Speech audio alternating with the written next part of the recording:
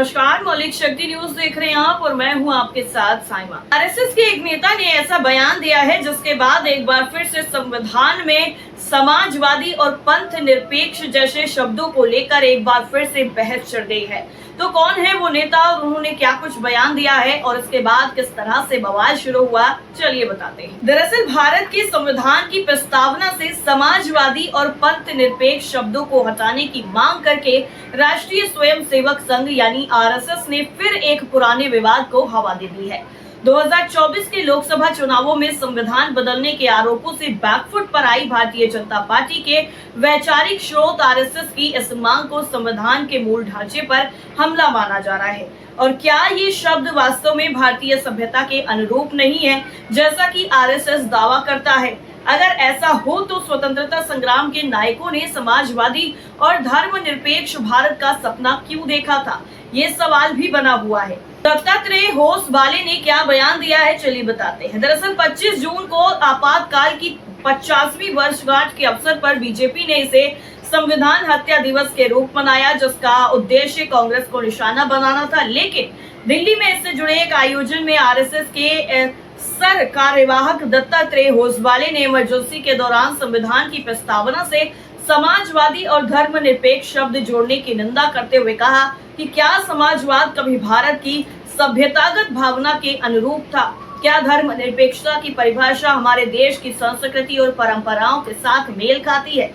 होसबाले का ये बयान संकेत देता है कि आरएसएस भारत के संविधान को पूरी तरह स्वीकार करने को तैयार नहीं है। ये मांग उसके हिंदू राष्ट्र प्रोजेक्ट के लिए संविधान को सबसे बड़ी बाधा मानने की सोच को भी दर्शाती है। लेकिन सवाल तो ये है कि आरएसएस ने ये मांग 1975 में 42वें संविधान संशोधन के समय क्यों नहीं उठाई, जब ये शब्द जोड़े गए थे? जवाब है कि आरएसएस अपने ऊपर लगे प्रतिबंध से घबराया हुआ था शायद। तत्कालीन सर संघ चालक बाला साहब देवरस ने प्रधानमंत्री इंदिरा गांधी को पत्र लिखकर गुजरात और बिहार में चल रहे आंदोलन में संघ के शामिल होने से इनकार किया था। यही नहीं, ये वादा भी किया था कि अगर स्वयंसेवक रिहा कर दिए जाएं तो वो सरकार के 20 सूत्री कार्यक्रम को सफल बनाने में मदद करेंगे। आरएसएस और संविधान में किस तरीके से मतभेद रहे हैं, जरा उस पर भी नजर डालते हैं। दरअसल रिपोर्ट यह है कि आरएसएस का स्वतंत्रता आंदोलन में कोई योगदान नहीं था। इसके विपरीत उसके विचारक अंग्रेजी शासन को भारत के लिए बेहतर मानते थे। जब 26 नवंबर 1949 को भारत का संविधान तैयार हुआ, तब 4 दिन बाद आरएसएस के मुखपत्र ऑर्गेनाइजर ने 30 नवंबर 1949 को एक संपादकीय में लिखा कि भारत के नए संविधान के बारे में सबसे खराब बात यह है कि इसमें कुछ भी भारतीय नहीं है। इसमें प्राचीन भारतीय संवैधानिक कानूनों, संस्थानों, नामकरण और पदावली का कोई निशान नहीं है। मनु के नियम स्पार्टा के लाइगर्स या फारस के सोलोन से बहुत पहले लिखे गए थे।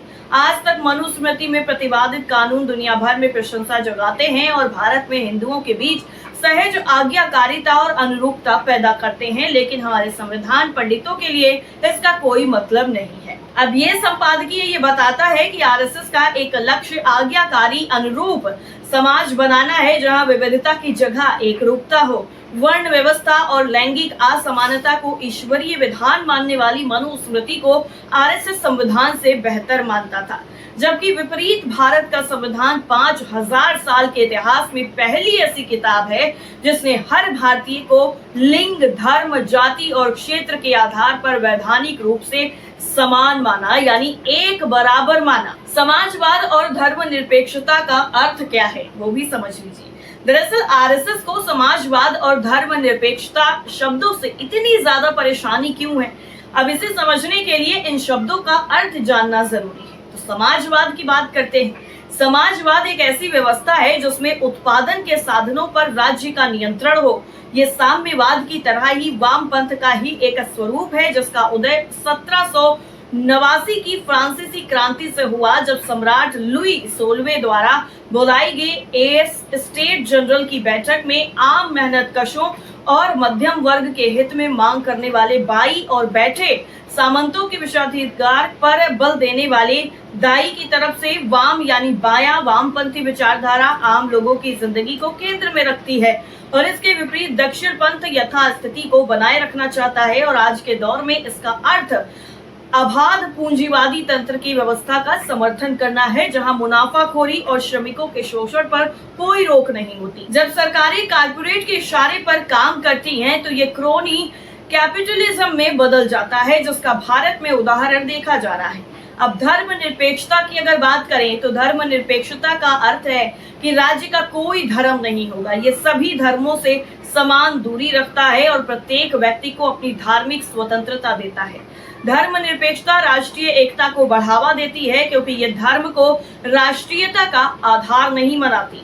भारत इसी राह पर चला, जबकि धर्म को राष्ट्रीयता का आधार बनाने वाला पाकिस्तान टूट गया। अब ये समाजवाद और धर्मनिरपेक्षता पर सुप्रीम कोर्ट का रुख क्या है? दरअसल आरएसएस जो मांग कर रहा है, उसे सुप्रीम कोर्ट कई बार खारिज कर चुका है। उसने बार बार ये स्पष्ट किया है कि समाजवाद और धर्मनिरपेक्षता संविधान के मूल ढांचे का हिस्सा है, जिन्हें बदला नहीं जा सकता। सबसे अहम फैसला केशव नंद भारती केस 1973। सुप्रीम कोर्ट ने कहा कि समाजवाद और धर्मनिरपेक्षता संविधान के मूल ढांचे का हिस्सा है। SR Bommai case 1994। धर्मनिरपेक्षता को संविधान की मूलभूत संरचना का हिस्सा माना गया। नवंबर 2024 सुप्रीम कोर्ट ने समाजवादी और धर्मनिरपेक्ष शब्दों को हटाने की याचिका खारिज कर दी। संविधान के अनुच्छेद 14 कानून के समक्ष समानता, अनुच्छेद 15 धर्म, जाति, लिंग आदि के आधार पर भेदभाव का निषेध और अनुच्छेद 16 यानी सार्वजनिक रोजगार में समान अवसर पहले से ही धर्मनिरपेक्षता और समाजवादी सिद्धांतों को लागू करते हैं। इसलिए 1949 में इन शब्दों को प्रस्तावना में जोड़ने की जरूरत नहीं समझी गई, लेकिन इंदिरा गांधी ने 1975 में आपातकाल के दौरान 42वें संशोधन के जरिए इन्हें जोड़ा, ताकि इन सिद्धांतों पर अतिरिक्त जोर दिया जाए। इसके साथ ही स्वतंत्रता संग्राम के नायकों के क्या विचार हैं इन शब्दों पर, वो भी सुन लीजिए। दरअसल आरएसएस भगत सिंह, सुभाष चंद्र बोस और डॉक्टर बी.आर. अम्बेडकर का सम्मान करने का दावा जरूर करता है, लेकिन इन नेताओं के विचार उसके हिंदू राष्ट्रीय प्रोजेक्ट के बिल्कुल खिलाफ थे। वो भारत को समाजवादी और धर्मनिरपेक्ष देखना चाहते थे। भगत सिंह की अगर हम बात करें, तो घोषित नास्तिक और समाजवादी थे।